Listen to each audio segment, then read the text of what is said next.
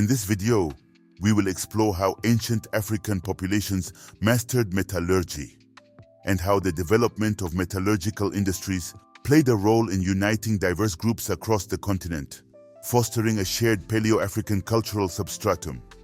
Additionally, we will examine how Africans developed military technologies and explore the interplay between Pharaonic Africa and Inner Africa, both during dynastic times and in the post-dynastic period. We will now highlight certain analogies between the theological beliefs of Pharaonic Kemet and those of the broader African cultural universe. Our primary objective, following the work of several authors, is to demonstrate the Nilotic roots of Black African civilizations. Indeed, the Kemetic origins of Black African peoples can also be illuminated through comparative mythology. By studying the Creator Word, we will explore beliefs regarding the genesis of the world within Kemetic African cosmogonies. After successively reviewing the deities of ancient Kemet and Black Africa, as well as their shared attributes, we will examine the concept of NBNH, meaning the master of life. These beliefs are intrinsically linked to metallurgy and the gods of the forge. The findings demonstrate a profound cultural connection between Pharaonic Kemet and Black Africa. The creative word in Kemetic African religions. The god Ptah, as he appears in all Pharaonic epigraphic sources, is the tutelary deity of Memphis, which was the first capital of the Pharaonic monarchy after this. The most comprehensive source of information on Ptah's attributes is the philosophical document of Memphis, also known as the Shabaka stone. James Henry Breasted studied this document and published an interesting analysis. Memphite theology proclaims Ptah's preeminence over other gods in the Kemetic pantheon, establishing him as the supreme deity of metallurgists and the patron saint of artisans. According to Pharaonic theological philosophy, everything Ptah conceives in his heart is materialized by his creative word. Thus, the word of the Memphis deity is a creative thought. In the Shabaka stone, line 54 states, Horus came into being in him, Thoth came into being in him as Ptah. Power came into being in the heart and by the tongue and in all limbs, in accordance with the teaching that it, the heart, is in all bodies, and it, the tongue, is in every mouth of all gods, all men, all flocks, all creeping things and whatever lives, thinking whatever the heart wishes and commanding whatever the tongue wishes. Henry Frankfurt adds, for such creative speech turns each divine word into the causa materialis, causa formalis, and causa movens of an element of creation all in one. Due to his spiritualistic conception, Ptah is also referred to as the heart and tongue of the gods. This passage from the Memphis philosophical document affirms these attributes of the Memphite deity. Thus, all gods were created, and his Ennead was completed. Every divine word was realized through the heart's thought and the tongue's command.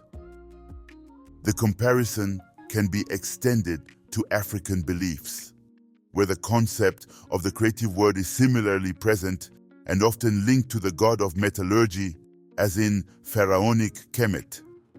In Bambara Theology of Mali, it is said, before becoming a creator, God thought of himself. To not be alone, he addressed himself, speaking inwardly. Thus, he produced the first audible word, heard only by himself. The primordial sounds of this word correspond to the constituent elements of the world: water, air, earth, fire. Mixed with the liquid element of the sky which spread throughout space, the primordial word extended everywhere. In this passage, we observe the sacredness of speech, a divine vibration and the first element of creation. Similarly, the Minyanka religion associates the creator word with a divine vibration. The universe, created by a single god, Clay, emerges from an initial vibration, Kletveleme. The first human created was a blacksmith, considered the first son of the world. Some African beliefs like those of the Dogon, bear striking analogies to those of ancient Kemet. According to the Dogon religion, in the beginning, before all things, there was Amma, God, established over the void. When Amma began to create things, he thought them in his brain. The thought was written in his brain. Thought is the first figure. Creation and intellectual activities are thus interconnected in Amma's thought, expressed through his speech. In ancient Kemet, where theological rituals emphasized sacred prayers and incantations, the power of speech was elevated to divine status. The Wörterbuch der ägyptischen Sprache notes the existence of a deity, Huryu, symbolizing the power of speech, often associated with Ptah's tongue. Among the Akan of Ghana, the god Odo Mankoma shares attributes with Ptah. As a deity of metallurgy and the creator of the universe, his name means he who created the world. The Kemetic African deities, Ptah Amma, Odo Mankoma, etc., can be seen as active principles through which the world exists by the use of thought and speech, embodying creative intelligence. The first son of the world, Genchi Dibe. Consequently, in the religion of the Minyanka, the primordial vibration and the creative word signify the same reality. However, in some traditions, speech belongs to humans. When it concerns God, the term vibration is preferred. Certain African beliefs show striking analogies with those of ancient Kemet. This is the case with the Dogon religion, which explains that, in the beginning, before all things, there was Amma, God, established over the void. When Amma began creating things, he held the thought in his brain. Sick. The thought, he had written it in his brain. Thought is the first figure. In other words, creation and all intellectual activities were stored in Amma's thought and are linked to his speech. The Dogon cosmogony, which seems more ambiguous, is actually there to remind us of the complementary and inseparable nature of thought and speech. The Bambara cosmogony also emphasizes this. Before becoming a creator, God thought of himself. It is entirely logical to consider that in ancient Kemet, where theological practice was marked by the predominance of prayers and sacred incantations, the power of speech was elevated to the rank of a divine entity. The Wörterbuch der ägyptischen Sprache notes the existence of a deity, Hobyu, who symbolizes the power of speech.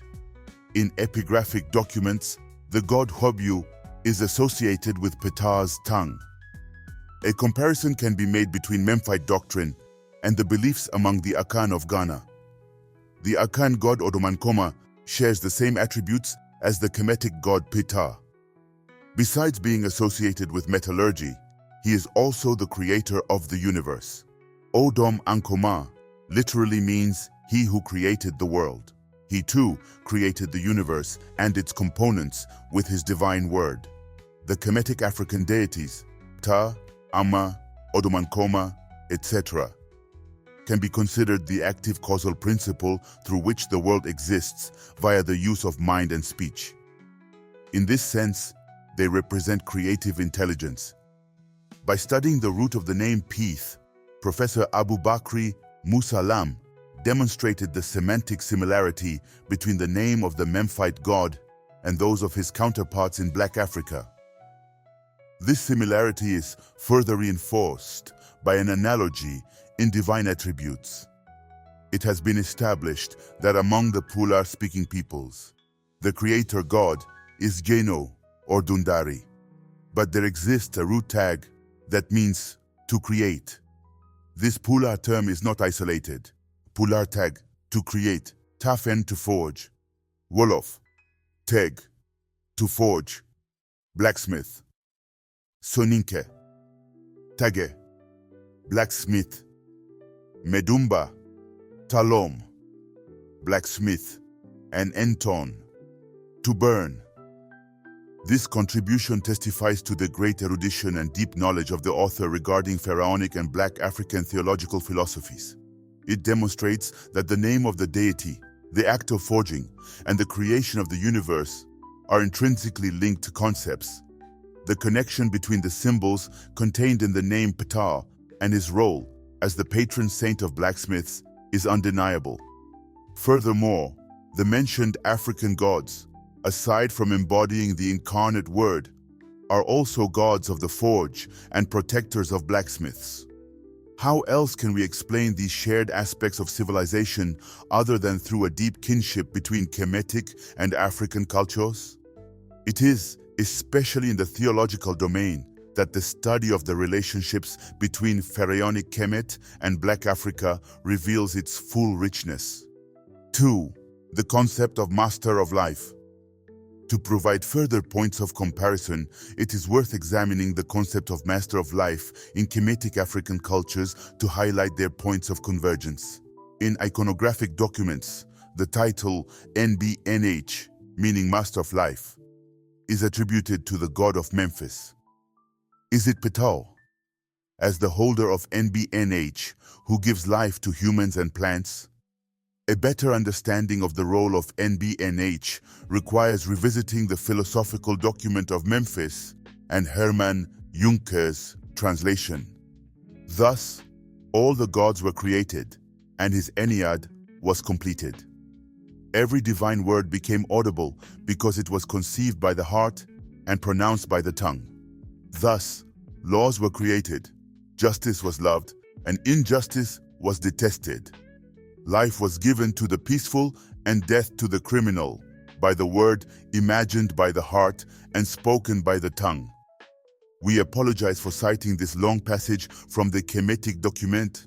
The reason is that all the elements of the mythology are interconnected. Let us note only that Ptah is a god of fertility and nourishment. It is thanks to his beneficent action that the Nile overflows its banks under the effect of rain, enabling farmers to cultivate and harvest. Consequently, his primary role is to nourish beings created by his word. In this regard, he rightly deserves the epithet NBNH. The Papyrus Harris I also contains valuable information that clarifies the expression Master of Life. He is the Lord of life, health, strength, of endless eternity. Master of Life. Here Ptah is considered the Lord of life, health, and strength of endless eternity, Master of Life. In this passage, Ptah is not called Master of Life because of the food he provides to his creatures, but because he possesses the NHH DT, eternal breath, which gives vital air to every throat and nostril. This function of NBNH as the deity possessing the breath of life is clearly mentioned in the coffin texts. Susan Bickel, in an outstanding and highly insightful work, confirms this viewpoint. She informs us, an individual from the second intermediate period declares himself to be the son of Ptah and implores the breath of his protective god.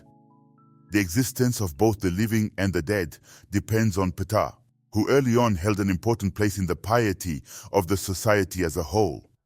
A common formula in private letters from the Middle Kingdom wishes the recipient, "May Ptah, who is south of his wall, satisfy you with life and a good old age." Most of the letters containing this formula originate from the Theban region. Ptah is the god of life, a provider of cause and sustenance for all living beings. The expression NBNH is the consecrated formula addressed by the deceased to Ptah to implore his eternal breath. It is found even in tombs located outside the Theban region. On a sarcophagus from the 21st dynasty, or slightly later, belonging to an individual named Buti Im, we read a funerary offering formula addressed to Ptah, an offering that the king gives to Ptah, the great god, sovereign of Heliopolis, lord of the Duat, lord of your life. Material evidence also portrays Ptah in detail as the master of life. In 1962, excavations of Ramses II's Colossus at Mitrahina uncovered a group of red granite statues. When found, the group was somewhat damaged, but it has since been restored and installed on a new base east of Ramses II's Colossus in Mitrahina. In this group of statues, Ptah is placed in the center, flanked by Sekhmet on his left and Ramses II on his right. The deity is depicted as a mummiform figure holding the Ankh, symbol of life, in his right hand. Notably, between Ptah's body and that of the king, remnants of a hieroglyphic inscription are visible. He who gives life and all good things for. A brief review of epigraphic texts highlights the close relationship between Ptah and the concept of NB-NH. However, it should be noted that the god Osiris rarely carries the attributes of NB-NH. The hieroglyphic expression NH, RNK, MNHHW as a designation for Osiris is attested in pharaonic texts. The NB-NH thus represents the vital breath, without which the existence of living beings would be impossible. Similar concepts are found in traditional African religions. Examples are so numerous that it is impossible to present them all in this synthetic exposition. That such a pharaonic belief, the concept of NB-NH, is found among peoples south of the Sahara is not surprising. Ptah's function as NB-NH is also an attribute shared by African gods of the forge. In traditional African beliefs, a woman who often gave birth to stillborns or lost her children prematurely had to consult the chief blacksmith, who served as the priest of the forge god. To ward off misfortune, ensure a smooth pregnancy, or grant her newborn a long life, the woman offered prayers to the forge god, the NB-NH. E.W. Herbert explains. Furthermore, if a woman gives birth to a child after her previous ones have died, she entrusts the newborn to the smith. He sacrifices hens on the anvil and prays that it will protect the child. He then presents the baby to his wife, who symbolically nurses it. Once weaned, the child is temporarily adopted by the smith, who places an iron ring forged on his anvil on the child's ankle to protect it from evil influences by virtue of the smith's beneficent power, Nyama. The blacksmith conducts a ritual in 3 successive phases to protect the child's breath. First, he performs a bloody sacrifice on the anvil, considered the tomb of the forge god. Next, he places the child in the hands of his wife, who is also a blacksmith, and she symbolically nurses the child during the ritual. Finally, the blacksmith forges an iron ring on his anvil, which the child wears on their ankle. This ritual, in which the blacksmith is the true master of ceremonies, is intended to protect and sustain the vital breath. The equivalence of the concept of master of life is nearly universal in many Black African theological traditions. Like Ptah, African gods of the forge also hold the NB-NH.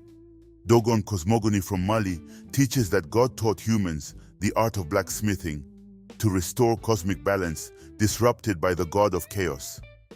Diseases, natural disasters, and other calamities are attributed to invisible causes stemming from cosmic imbalances created by Nomosemi, the pale fox, an avatar of the Kemetic god Seth.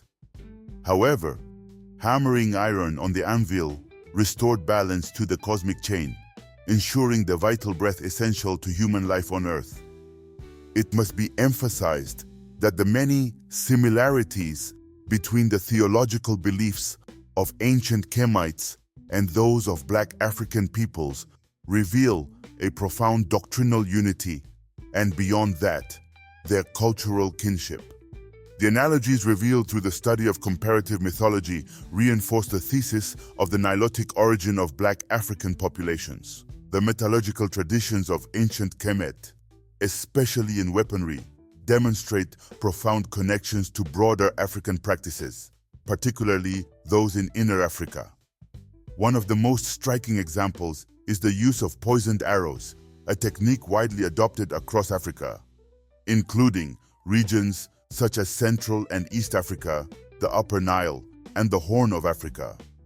Early Kemetic tombs, especially those from the pre-dynastic and early dynastic periods, reveal arrowheads made from materials like bone, stone, and fish mandibles.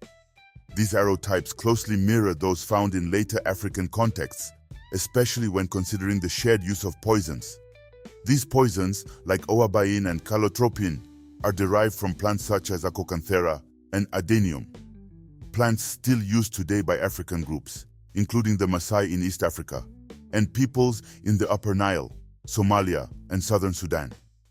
This continuity in the use of poisons and weaponry techniques spans centuries, indicating a widespread and enduring tradition across the African continent.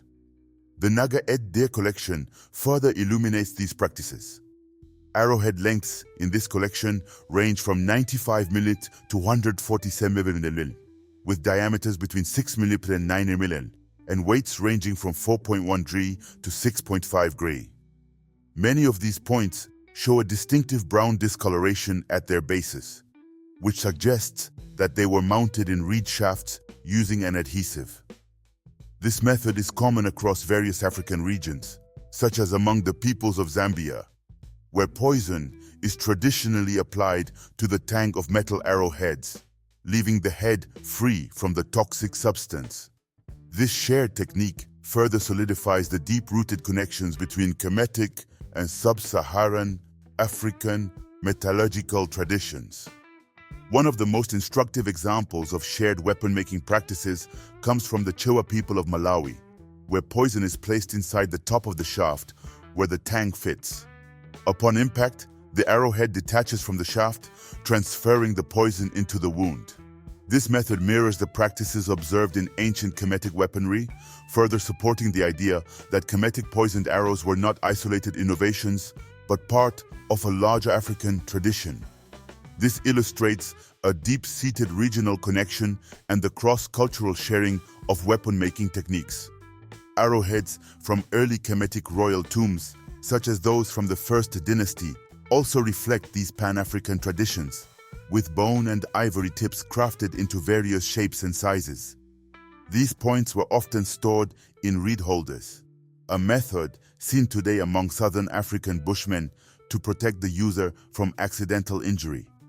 The use of bumper arrows, blunt-ended arrows found in Tutankhamun's tomb and other early Kemetic contexts resemble similar designs used in regions like the Congo Basin and Zambia, where such arrows were employed for hunting small game and birds. These design similarities, alongside the use of poisons and specific shaft construction techniques, underscore a widespread connection between Kemetic weaponry and African traditions of bow and arrow making. Technological innovations in Kemetic weaponry, particularly the development of composite bows during the New Kingdom, further echo broader African traditions. The evolution of these weapons in Kemet, including the use of metal arrowheads, aligns with the metallurgical practices of contemporary African societies where metalworking was advancing during the same period. This shared tradition of weapon making, characterized by the use of various materials such as bone, stone, and metal, highlights the deep cultural and technological exchanges between Kemetic and sub-Saharan African societies. The study of ancient Kemetic weaponry, particularly poisoned arrowheads, demonstrates clear links to inner African metallurgical practices. Similar materials, techniques, and poisons used across diverse African regions, including Somalia, southern Sudan, and Central and East Africa, suggest that Kemetic weapon practices, particularly the use of poisoned arrows, were influenced by or inherited from inner African traditions. These connections underscore the broader cultural and technological exchanges that shaped both Kemetic and sub-Saharan African societies. This pattern supports the historical understanding of Saharo-Nilotic cultural centers as the origin points for ironworking and metallurgical traditions across Africa. It is clear that Paleo African cultures can be united through their shared traditions of ironworking and metallurgy. The Siderolithic, or iron-using tradition in Africa, is believed to have originated with the Saharo-Nilotic peoples, who established three distinct metallurgical traditions. The first was the Western Sahara Akjultian tradition, associated with mobile herders in the Mauritania area. The second was the Central Saharan Egazerian tradition, rooted in pastoralism around the Niger area. The third was the agri-horticultural Yoruba Senegambian tradition, which extended from West Africa to the Great Lakes region. Commonalities observed across these regions include lexical items referring to iron as metal from the sky, iron industries linked to state formalities, and the use of gestational themes in the iron fabrication process. Additionally, commercial links and operation sequences can be observed interregionally, such as the spread of concave matting for ceramics from the Sudano-Chadian border to the Middle Oya River bend in West Africa. Iron metallurgy in Africa is widely believed to be indigenous, originating in Saharo-Nilotic cultural centers, rather than being introduced by external influences. This ancient and traditional industry remained vibrant until the period of colonization and is associated with transitional civilizations where both stone and iron industries coexisted, as noted by W. Fagg. Archaeological findings suggest that the Iron Age could have started as early as the 3rd millennium BCE, or during the Nok period. Major hydrolithic industry sites have been discovered in Nigeria, Mali, Chad, Zambia, and the Great Lakes region, although the list is not exhaustive, as some remains are deeply buried. The rapid oxidation of iron objects in Africa's hot, humid climates complicates the study further. Despite these challenges, it has been clear since the 1960s that iron metallurgy in Africa was both ancient and indigenous, widely spread across the continent and closely tied to Saharo-Nilotic cultural centers. Ancient Kemites had material cultural and structural analysis similarities with inner African populations. All of this led to the development of intricate metallurgical traditions. The Diop or Benga school of Africology has been instrumental in affirming the African origin of black iron working traditions. H. Lotte's 1952 theory countered R. Moni's claim that the North African Berbers introduced iron working to Black Africa, arguing instead that the African metallurgical tradition was indigenous. Lotte's key observations included the unique pottery cup bellows found in Black Africa, the absence of blast furnaces in the Saharan zone despite the presence of iron ore, and the discovery of blast furnaces throughout the Sudanese zone from Mali to Cameroon, all of which affirmed the African roots of ironworking. Meanwhile, Moni's theory faltered due to the lack of linguistic ties between iron terms in North Africa and Sudan, as well as the absence of blast furnaces in the Saharan zone, contradicting his assumption that Berber masters transmitted the ironworking craft to enslave Black Africans. The role of blacksmiths in African societies was central, with gods like Go, or Ogun, the god of iron and war, showing the deep integration of ironworking in African culture. Scholars like P. Huard have further emphasized the indigenous nature of African ironworking, specifically rejecting the idea that Libyan Berber influences shaped African iron tools. Archaeological evidence suggests that ironworking spread across the continent, likely originating in Nubia, though exact timelines remain elusive due to the lack of precise dating.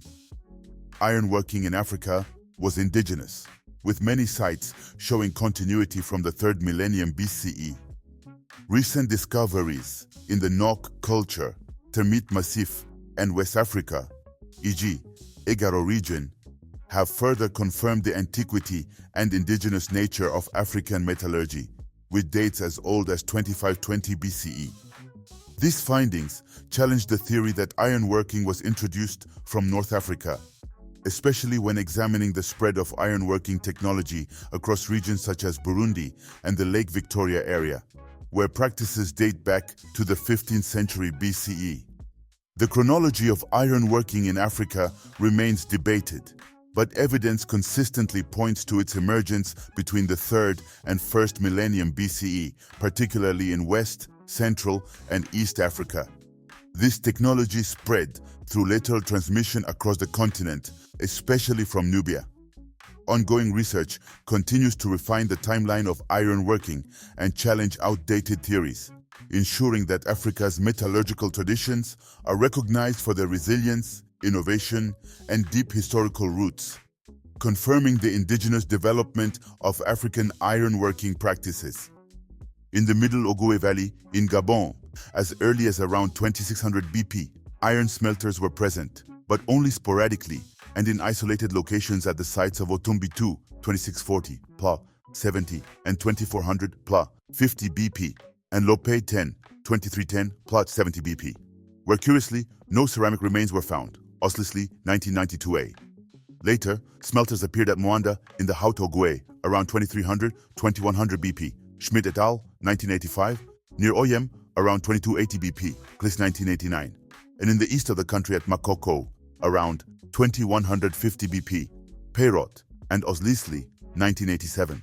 The authors also indicate that around 2300, 2200 BP, there was a notable expansion of iron workers from the Okandian tradition identified at the sites of Otumbi, 5, 2260, Paupfus, 120 BP, and Okanda 2, 2110, Paup, 70 BP, who would dominate the savanna enclaves of the Lope, Okanda Reserve, Okanda and Lindili sites until approximately 1900, 1800 BP. Moving to Central Eastern or Interlacustrine Africa, the work of Marie-Claude van Grunderbeek, Émile Roche, and Hugues Dutre-Lepont uncovered very ancient traces of iron metallurgy. Dates obtained in Burundi around 1230 BC at the site of Ruyang-the-Fouin and around 1210 BC at the site of Mubuga 5 were compared with datings from sites bordering Lake Victoria, such as around 1470, 1250, and 1080 BC at Katuruka on the southern shore of the lake. This indicates that the Iron Age in this region is attested to as early as the 13th century BC, possibly even the 15th century BC. The authors concluded that given the great antiquity of certain dates, the hypotheses regarding the diffusion of iron technology in Interlacustrine Africa should be reconsidered. Contrary to the theory supported by M. Guthrie and J. H. Greenberg, widely accepted, F. van Noten argued that knowledge of ironworking is not linked to a Bantu expansion, because we find, by comparing terms related to metallurgy in Bantu languages, that there is great diversity in the vocabulary of forging. He continued, however, some reconstructions suggest the use of iron at the Proto-Bantu level, such as forges, hammers, and bellows. Furthermore, some metallurgical terms appear to have the same origin in both Bantu and non-Bantu languages. It is difficult to admit that if the Bantu worked iron before their expansion, we would not find clear linguistic traces of it. In the absence of writing, archaeology does not allow us to establish direct correlations between Iron Age documents and the linguistic notion of Bantu. Theophile Obenga recalled that many African peoples designate iron by the same metaphor as the Kemetic clans, metal of the sky. This raises the question of the origin of iron in pharaonic Kemet and Nubia in relation to iron in East, Central, and West Africa. C.A. Diop wrote, "The use of iron ore, as opposed to meteoric iron, is attested in Kemet around 2600 BC with several specimens of soft iron. The consequences of this significant discovery have never been fully explored. Kese iron is an alloy of iron and carbon containing about 6% carbon, which makes it brittle. Soft iron, or pure iron, is theoretically free of carbon, which explains its malleability. One passes from cast iron to soft iron by progressively eliminating the carbon in the special alloy, and through the reduction of carbon, one passes through intermediate concentrations corresponding to different varieties of cast iron and steel. Steel itself being an alloy of iron and carbon containing less than 0.85% carbon. Thus, whoever made soft iron also passed through steel. This was the case for the Kemites of the pyramids, and it is also the case for the blacksmith of Black Africa. It is important to distinguish two types of blacksmiths. A, the one who produces cast iron from the blast furnace and whose task ends there. He is the producer of black iron, Wenbunul, in Wolof. This is the metallurgist blacksmith. B. The refining blacksmith who, through appropriate heating and hammering of cast iron, reduces the carbon content to the desired rate corresponding to the type of steel or iron desired. His work is equivalent to that carried out in a Bessemer converter, where cast iron is reduced to steel. Steel never comes out of a blast furnace. It is the work of the refining blacksmith. Given this manufacturing process, it would be absurd to say that Africans did not know steel and only made soft iron.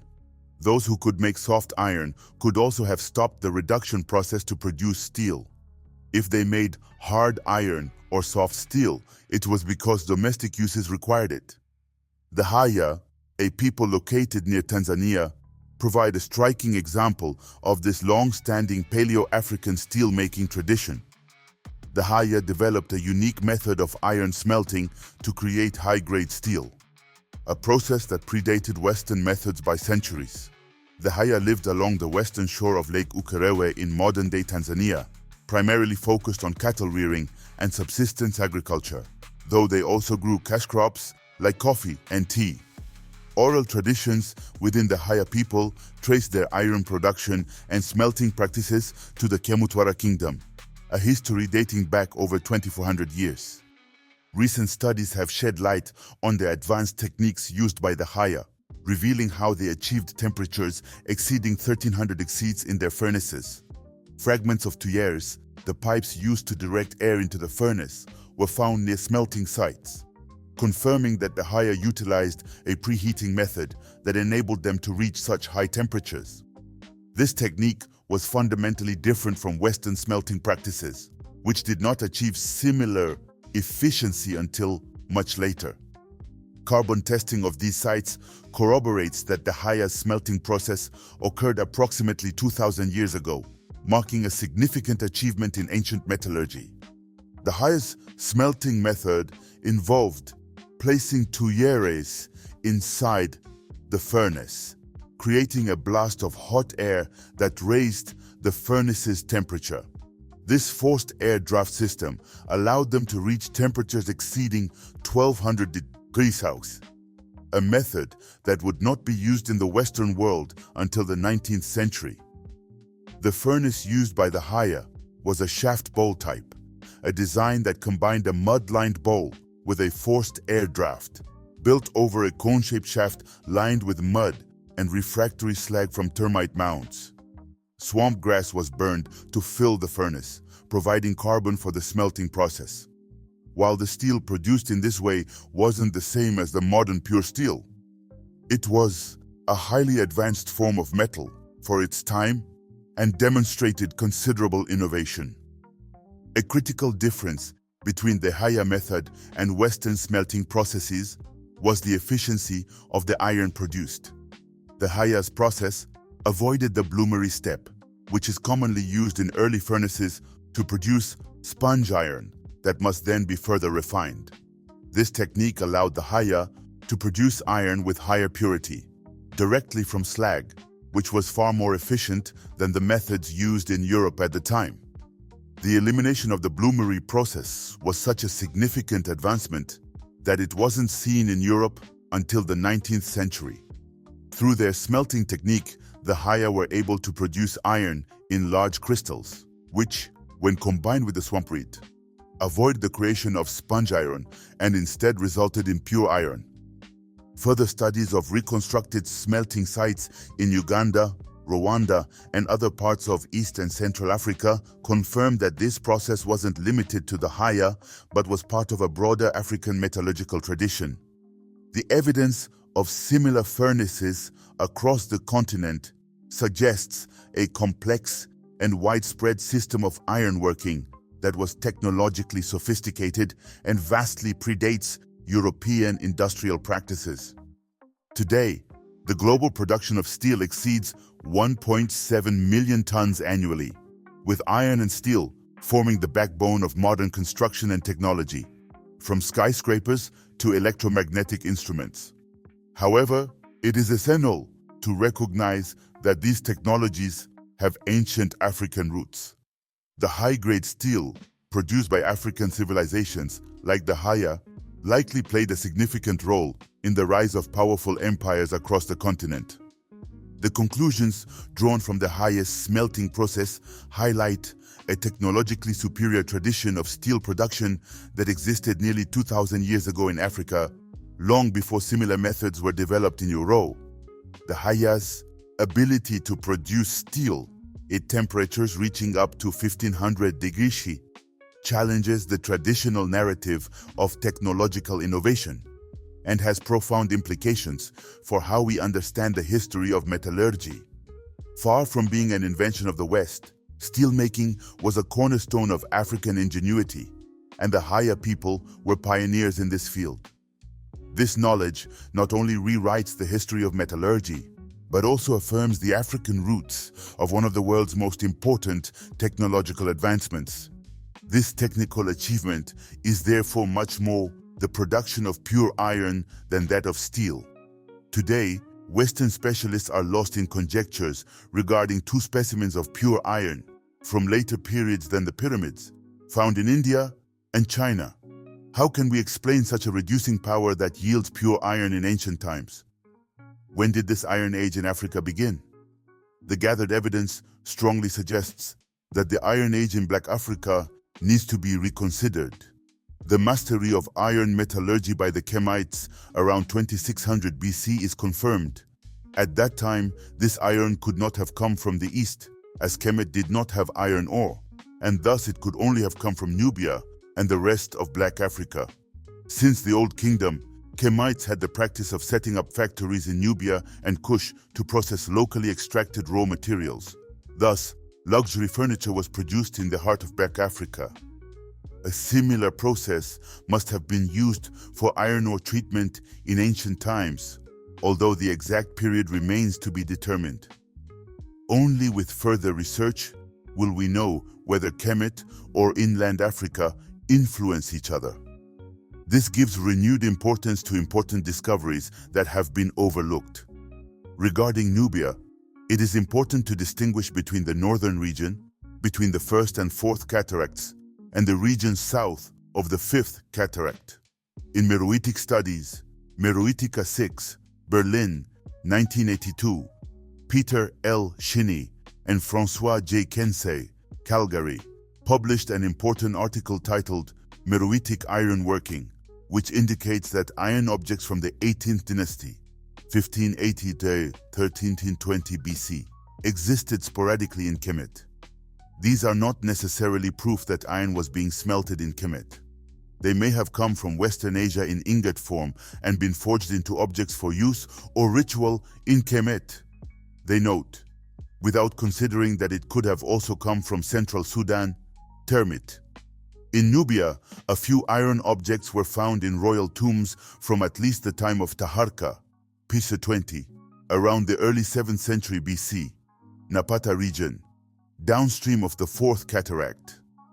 In Meroe, between the 5th and 6th cataracts, the earliest fragment of slag from iron smelting was found in a level that carbon-14 dating suggests is from the late 6th century BC.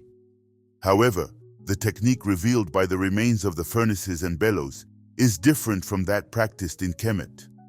Unless older remains of iron metallurgy are found on unexplored or deeper sites in Nubia, Meroe can no longer be considered a center for the diffusion of iron across Africa.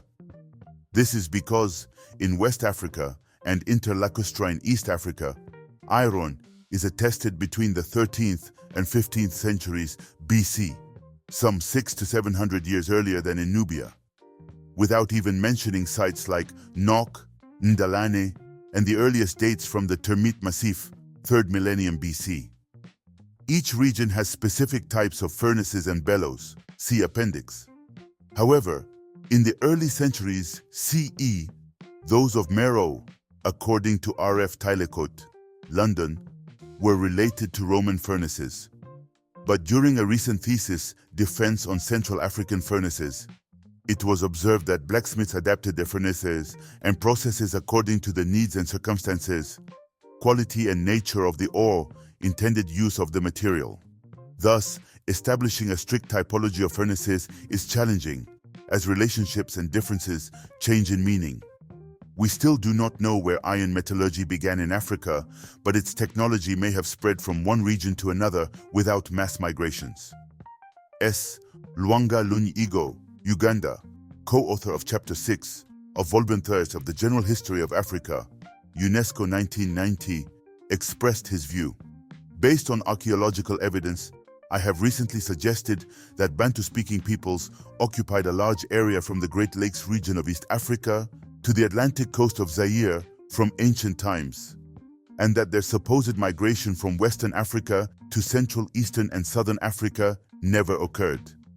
The known facts indicate that Negroid peoples have occupied sub-Saharan Africa since the Middle Stone Age, and that Bantu-speaking populations descend from this Negroid stock.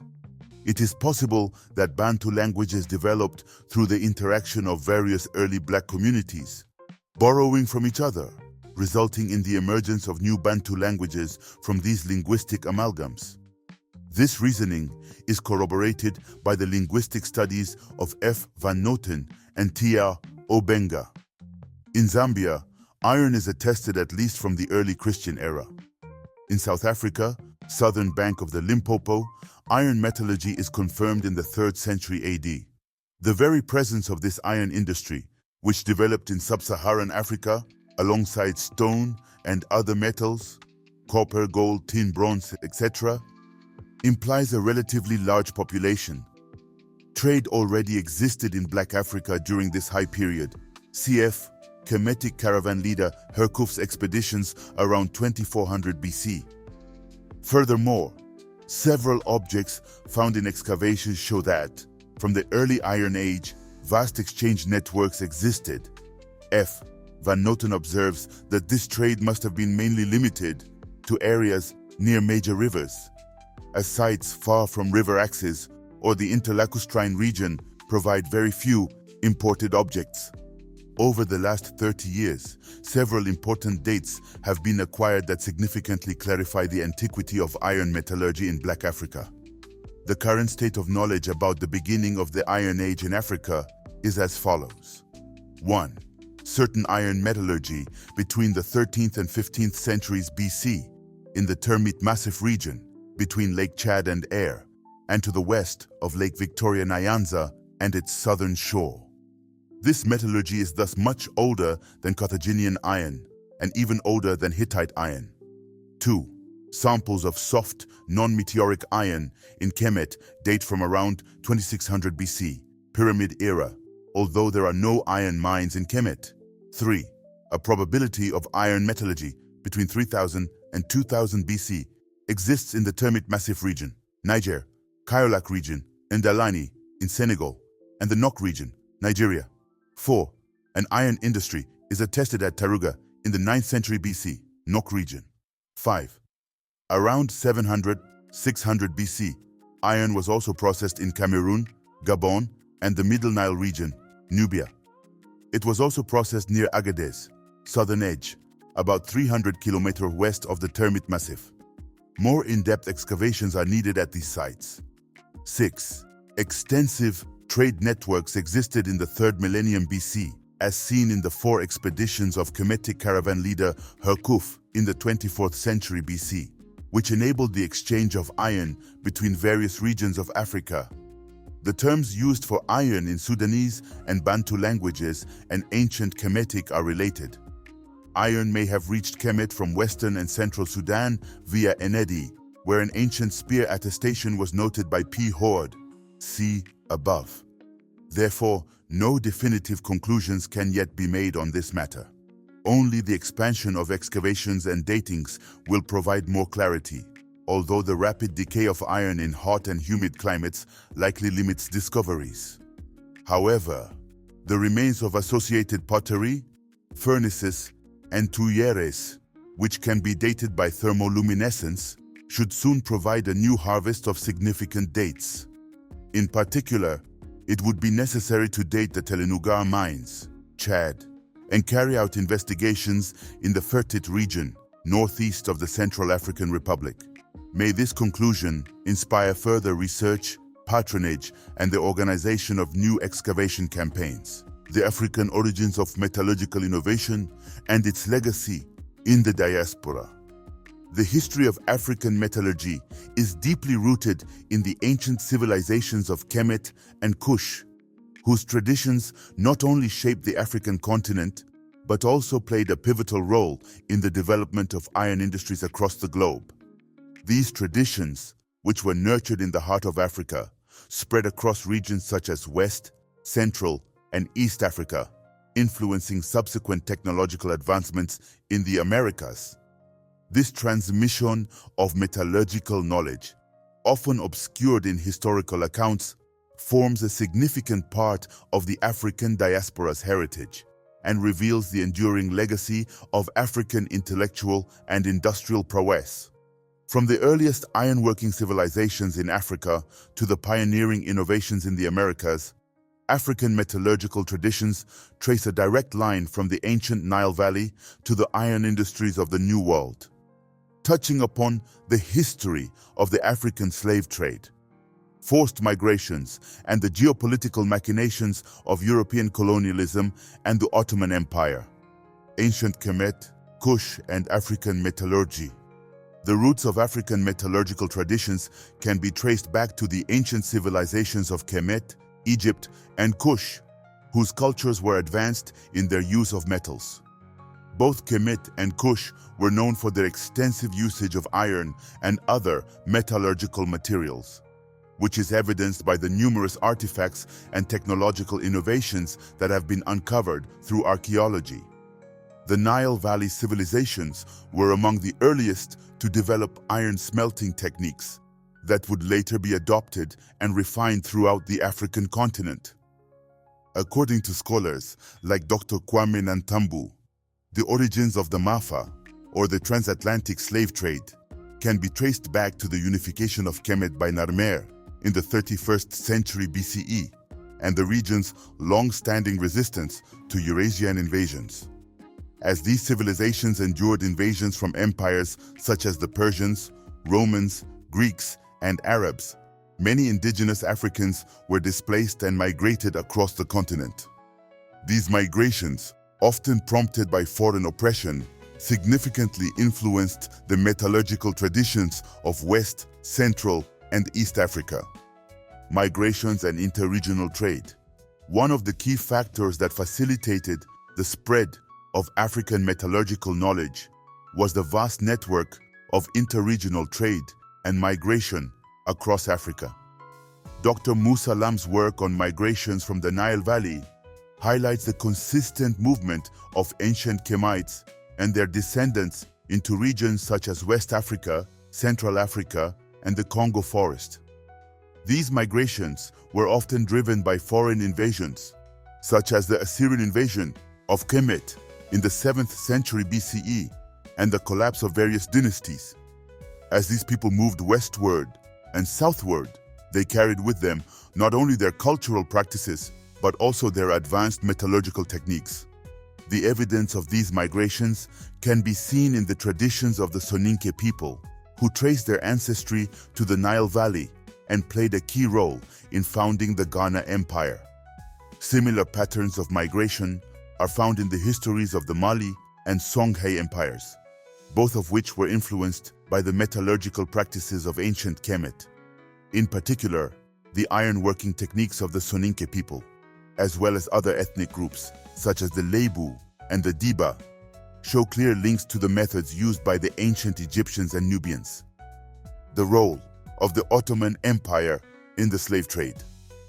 During the Maafa, as African metallurgical traditions spread across the continent, they became intertwined with the broader history of the African slave trade.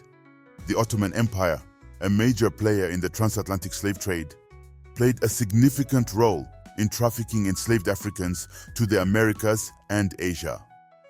The Ottoman territories, including the Nile Valley, were key sources of enslaved labor for European powers such as Portugal, Spain, and later the United States. In the 19th century, Zanzibar became a hub for the illegal slave trade, as described by Dr. Gerald Horne. Zanzibar's involvement in the illicit slave trade is significant because it served as a critical link in the triangular trade network between East Africa, Brazil, and the United States. Enslaved Africans from Sudan and Egypt were transported to Zanzibar and then shipped to the Americas. This network enabled the further spread of African knowledge, including metallurgical skills, as enslaved Africans were often forced to work in mines and ironworks in the New World. African metallurgy and the Industrial Revolution. The story of African metallurgical innovation continued to unfold in the Americas, particularly in the Caribbean. Jamaica, once a major center of the transatlantic slave trade, became the site of an important metallurgical innovation that would shape the global industrial landscape. In the late 18th century, enslaved black metallurgists in Jamaica developed a technique to convert scrap iron into wrought iron on an industrial scale, a process that would later be attributed to Englishman Henry Cort.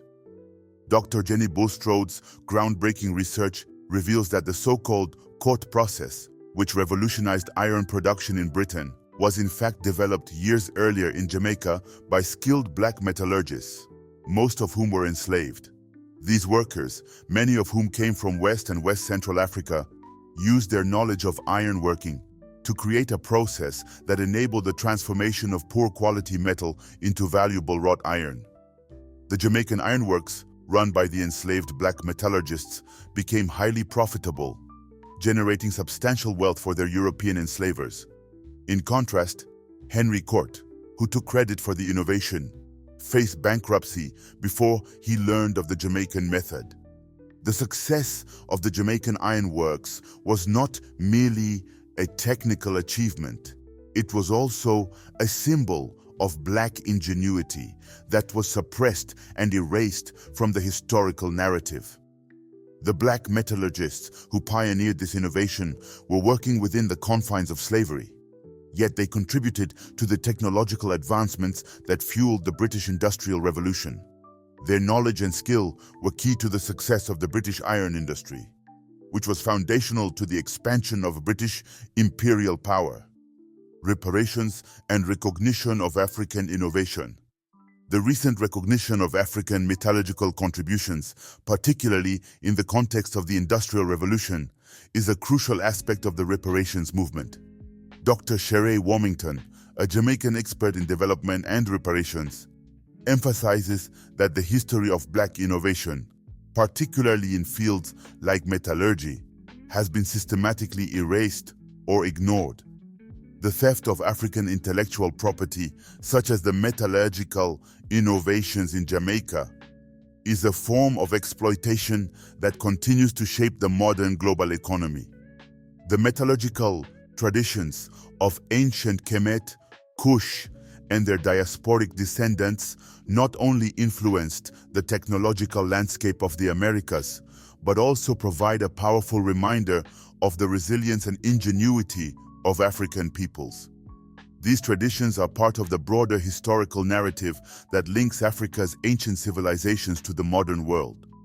Recognizing these contributions is an essential step in acknowledging the historical injustices of colonization, slavery, and exploitation, and in understanding the profound legacy of African knowledge that continues to shape the global landscape. The African metallurgical traditions that originated in ancient Kemet and Kush and spread across Africa and the diaspora are a testament to the enduring influence of African civilizations. From the migration of Kemites to West and Central Africa to the groundbreaking metallurgical innovations in Jamaica, these traditions have left an indelible mark on the world. The forced migrations, the Ottoman Empire's involvement in the slave trade, and the illegal trafficking of enslaved Africans to the Americas all played crucial roles in spreading African metallurgical knowledge. The recognition of black innovation, especially in the context of the Industrial Revolution, is long overdue and forms a critical part of the reparations movement. The history of African metallurgy is not just a story of technological advancement. It is also a story of resilience, resistance, and the stolen contributions of African peoples to the modern world. Our affirmation of the Black nation and Black nationalism has deep roots in African history, with military and geopolitical declarations serving as a cornerstone of this identity. Around 3100 BCE, Narmer unified Upper and Lower Kemet, marking the beginning of the First Dynasty, with the Narmer palette symbolizing his dominance over enemy forces. By the Sixth Dynasty, circa 2300 BCE, the term Kemet-Yu emerged, referring to black people, and Pepi the Wam was called the Great Black in his pyramid text. During the First Intermediate Period, circa 2181-2055 BCE, the term Kemet crystallized as an ethno-geopolitical identity, solidified during the reign of Senusret I in the 12th dynasty, circa 1971-1926 BCE. Mentuhotep II, 11th dynasty, circa 2061-2010 BCE, reunified Kemet after political fragmentation, securing its southern borders, while Amenemhat I, 12th dynasty, circa 1991-1962 BCE, fortified its territories with outposts in Nubia and the Sinai Peninsula, laying the groundwork for Middle Kingdom expansion. Senusret III, 12th dynasty, circa 1878-1839 BCE, further strengthened Kemet with military campaigns in Nubia, fortifications along the Nile, and secured trade routes, embodying the divine nature of black kingship. Literary works from this era emphasize the moral and cultural foundations of black nationalism. The instructions of Merikare, 2025 to the 1700 BCE, outlined rules for protecting black civilizations during foreign invasions, while the admonitions of Ipua, circa 1900 BCE, stressed strong governance to maintain peace. The 12th dynasty stele of Montuemhat described the Niset building a strong gate for the land of black people, symbolizing the centrality of national unity. Kamose, 17th dynasty, circa 1555 to 1550 BCE, led campaigns against the Hyksos, weakening their control and setting the stage for their expulsion by Amos Phos, 18th dynasty, circa 1550-1525 BCE, who reclaimed Kemet sovereignty, marking the start of the new kingdom. Amenhotep I, 18th dynasty, circa 1525-1504 BCE, professionalized the military and expanded Kemet's influence into Nubia and the Levant, while Thutmose I, circa 1506-1493 BCE, further extended its borders. Thutmose III, 18th dynasty, circa 1479-1425 BCE, conducted 17 successful campaigns, including the Battle of Megiddo, expanding Kemet to its largest territorial extent. The Gebel Berkal stele and Amant stele celebrated the unification of black lands with foreign territories, while the Dream stele of Thutmose IV, 1401 BCE, articulated divine legitimization of black kingship. Hatshepsut, circa 1479 to 1458 BCE, ensured military stability, while Amenhotep II, circa 1427 to 1401 BCE, suppressed revolts, maintaining Kemet's dominance in Canaan and Syria. The Great Hymn to Aten, 14th century BCE, proclaimed that Syria and Kush belonged to the black nation, reflecting black nationalism within Atenism. During the 19th dynasty, Seti I, circa 1290-1279 BCE, reasserted control over trade routes in Canaan and Syria, and Rameses II, circa 1279-1213 BCE, achieved global recognition for the Battle of Kadesh and the first recorded peace treaty, while also fortifying borders. The praise of Pyrames called for repatriation to the land of black people for spiritual purification, and the story of Wenamun, 21st, 23rd dynasties, emphasized blackness as a foundation of cultural and divine identity. Pa, 25th dynasty, circa 747-716 BCE, unified Kemet and Nubia under Kushite rule, symbolizing the divine authority of black kingship. Shoshenq-Wei, 22nd dynasty, circa 943-922 BCE, reinforced Kemet's influence in the Near East through campaigns, including the sacking of Jerusalem. Taharqa, 25th dynasty, circa 690-664 BCE, defended Kemet against Assyrian invasions while restoring cultural traditions. And Samtik-Waint, 26th dynasty, circa 664-610 BCE, reunified Kemet post-Assyrian invasion, modernizing its military and defending against external threats. Even during later periods, black nationalism endured. Warefare, circa 205 BCE, led Upper Egypt's secession from Ptolemaic rule, and his successor, Ankh-Warefare, circa 200-186 BCE, resisted Ptolemaic forces while regaining territory, demonstrating the enduring resilience of African sovereignty. Texts like the Bentresh Stela, 525 or 300 BCE, and the temple inscription of Hatshepsut during the Ptolemaic period continued to affirm black identity and divine rulership, while the Book of Pehuikat highlighted geopolitical awareness. Across millennia, these leaders and texts illustrate the unwavering affirmation of the black nation, rooted in unity, divine authority, and cultural pride. The history of African resistance, black power, and black nationalism is deeply intertwined with the struggle for self-determination, the protection of African sovereignty, and the preservation of black identity. From the ancient kingdoms of Africa to the modern struggles of Pan-African leaders, these figures represent a continuous tradition of African resistance against colonization, imperialism, and the forces that sought to undermine black autonomy. These leaders' actions serve as testament to the enduring power of black people to protect their nations and identities.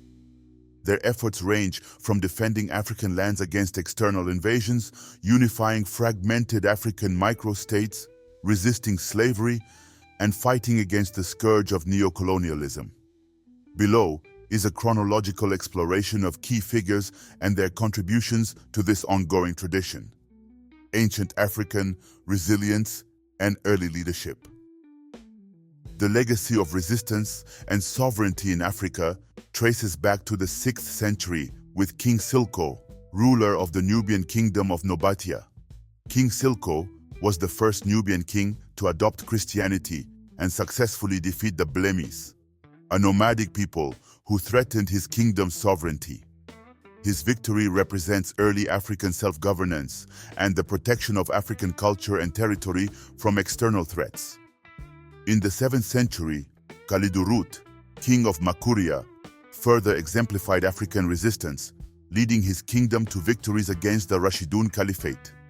His defense of his kingdom maintained the independence of Nubia, emphasizing the importance of African sovereignty against foreign domination. A century earlier, in CK 700, Dinga Sisay, the legendary founder of the Ghana Empire, established one of the earliest powerful African states in West Africa.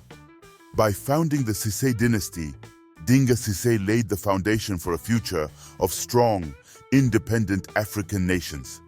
The rise of great African empires and leaders. As African civilizations continued to grow, Tunka Menin, c. 1010-1078, the last ruler of the Ghana Empire, fought to protect his empire against the Almoravid conquest. Despite the empire's eventual downfall, Menin's leadership during the final years symbolizes the enduring African resistance to foreign invasions. His commitment to his people's sovereignty stands as an early example of African resilience against foreign forces. In the 13th century, Sundiata Keita, c. 1217 to 1255, rose as one of the most revered figures in African history. As the founder of the Mali Empire, Sundiata led a successful revolt against the Soso Empire, cementing his place in history as a champion of black self-determination and resistance to tyranny. His leadership exemplified the unification of African microstates into a powerful nation. The 11th century saw the rise of Modi Sop, a prominent Wangara general who led a powerful resistance against the Islamized Kanem-Bornu Empire and the Arab Berber Almoravids. Under his leadership, the Wangara established the dual Empire of Galasimo, which emphasized political autonomy and resistance to foreign domination.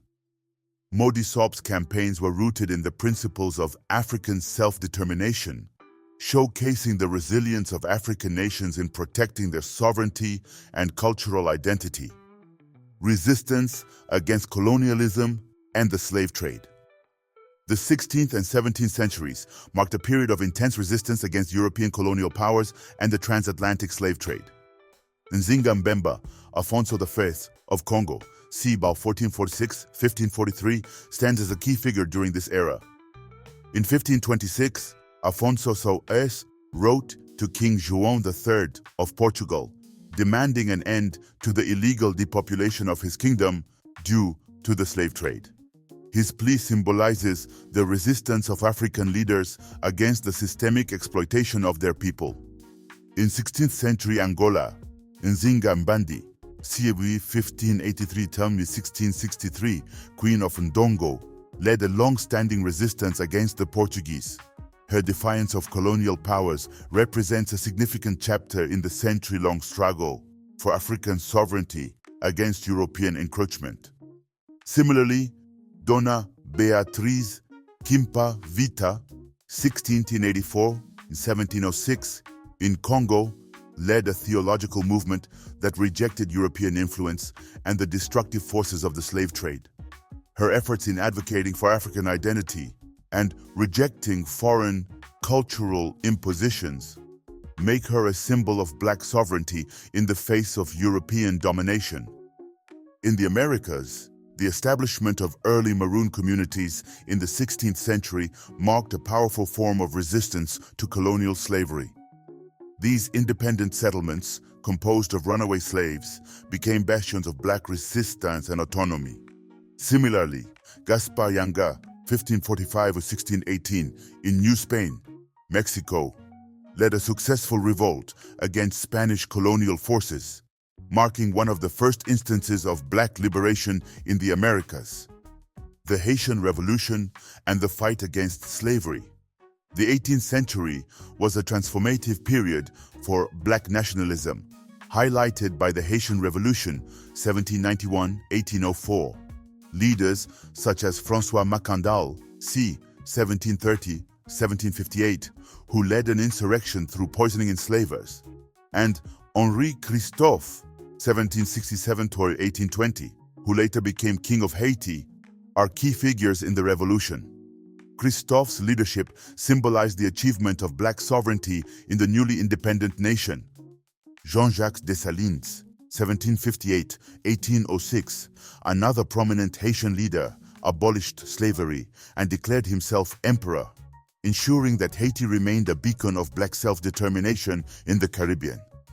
His leadership reflects the unshakable resolve of African people to resist colonization and maintain their independence.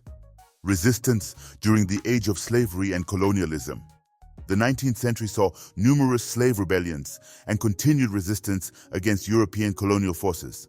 Gabriel Prosser, c. 1776-1800, in Virginia, Denmark Vesey, c. 1767-1822, in Charleston, and Nat Turner, 1800-1831, in Virginia, each planned and executed major slave revolts. Their efforts represent the unrelenting desire for freedom among enslaved Black people and the rejection of systemic oppression. Tchaka Kasenzangakona, c. 1787-1828, king of the Zulu kingdom, revolutionized military tactics and unified the Zulu people in southern Africa, resisting European colonization. His leadership embodied the principles of Black empowerment as he solidified Zulu sovereignty against foreign invasions.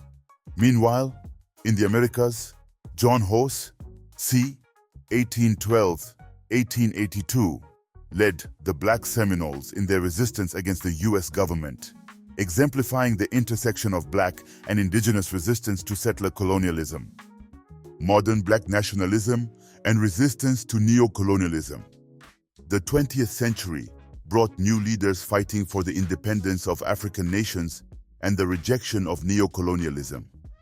Kwame Nkrumah, 1909-1972, the first president of Ghana, advocated for Pan-Africanism and the political and economic unification of Africa.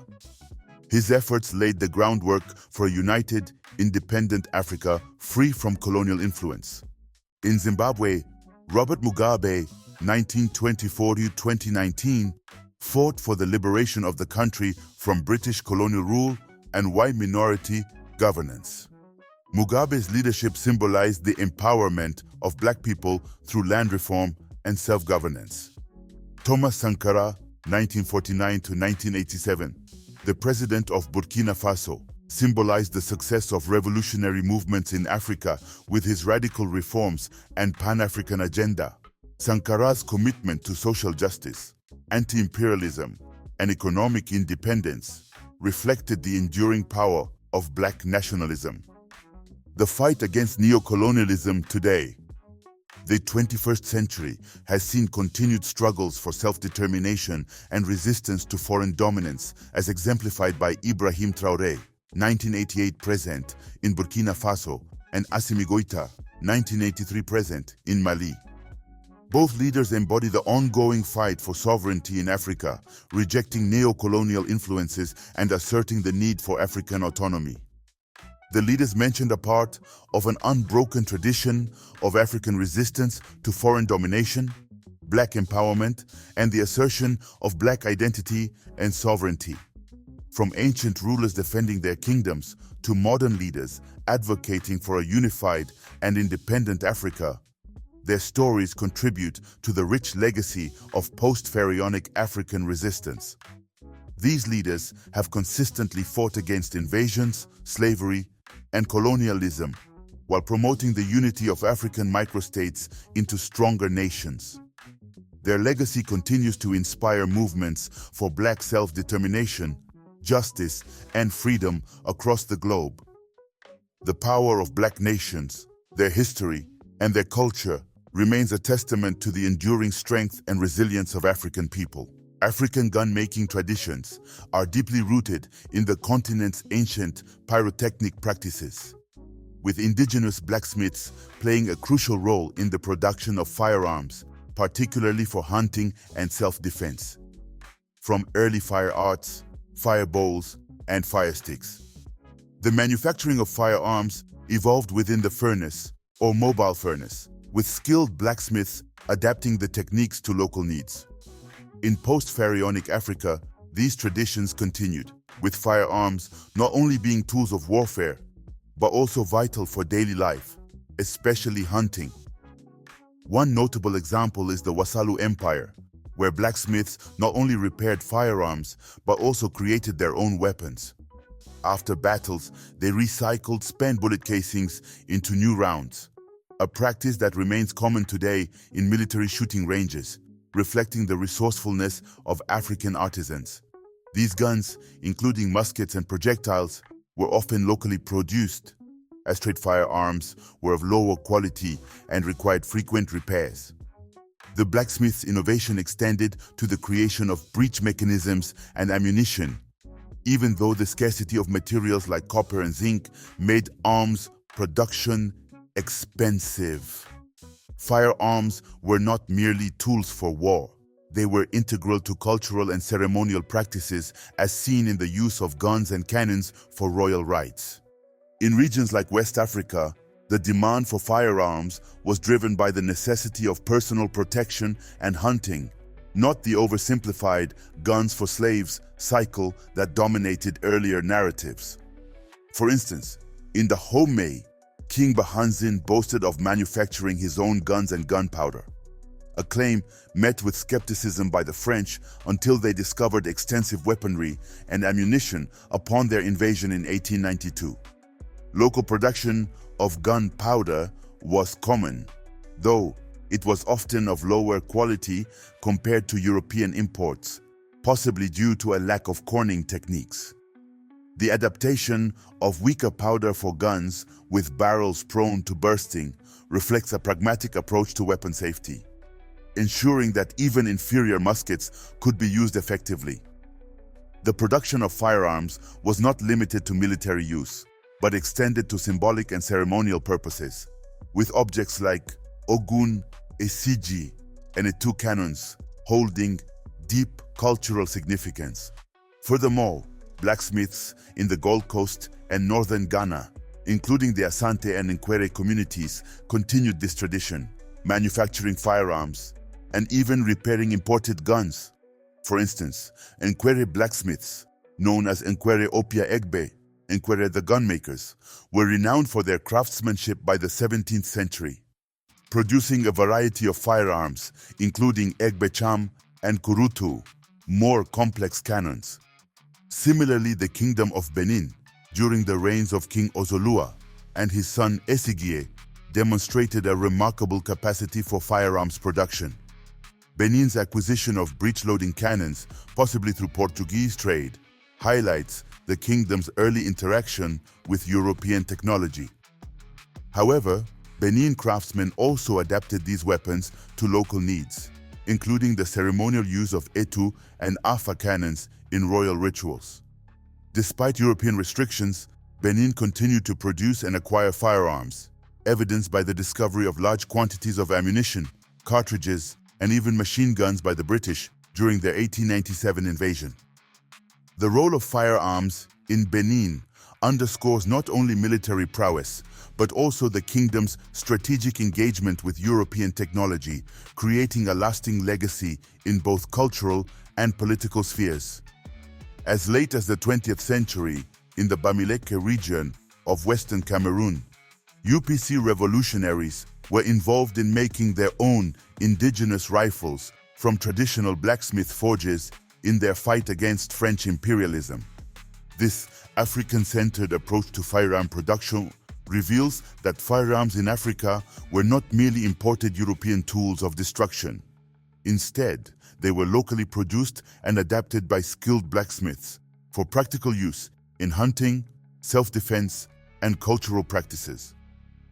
The expertise of African blacksmiths, passed down through generations, illustrates an indigenous tradition of weaponry that transcended European influence, emphasizing sustainability, innovation, and the integration of firearms into African social, political, and cultural life.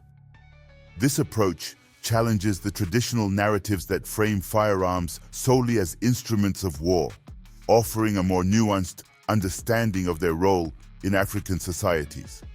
The story of Eugene Birkins serves as a modern echo of the ancient African tradition of innovation and mastery over military technologies. Birkins, the inventor of the Birkins automatic machine gun, was once a bootblack in Chicago, with no formal education beyond basic literacy. Despite lacking military experience and prior knowledge of firearms, his invention stands as a testament to the ingenuity that echoes the metallurgical and military advancements of ancient African societies. His journey began with studying a picture of the guns on the battleship Maine, which sparked his idea to improve the machine gun's rapid firing capacity. Using mostly a pocket knife, he created his first model, and with the support of prominent African Americans, he secured a patent for his invention. Backed by wealthy Chicagoan Mr. Madden, who provided $3,000 to perfect the model, Birkins developed a machine gun praised by Admiral Dewey as by far the best machine gun ever made. It fired 7 times more rounds per minute than the Gatling gun, making it a revolutionary development. Several foreign nations offered substantial sums to manufacture it for their navies. But Birkins and his partner Madden chose to retain control over the manufacturing rights in the US. This innovation, while more modern in its context, resonates with the historical legacy of African technological and military advancement, which has shaped the cultural and technological foundation of the continent from ancient times to the present. In conclusion, the legacy of Africa's metallurgical and military innovations, from ancient Kemet to the modern era, reflects a profound tradition of technological mastery that has shaped both the continent and the world. The early mastery of metalworking in ancient Africa, particularly in regions like Kemet, laid the foundation for a thriving metallurgical industry that not only united populations across the continent, but also influenced global practices. This tradition continued through the centuries, culminating in significant contributions to warfare and military technology, including the story of Eugene Birkins and his invention of the automatic machine gun. Additionally, the spread of African metalworking techniques, such as the use of hire steel, and the transmission of these skills to diaspora nations like Jamaica, where they were pivotal in the development of the island's iron industries, underscores the global impact of African technological advancements.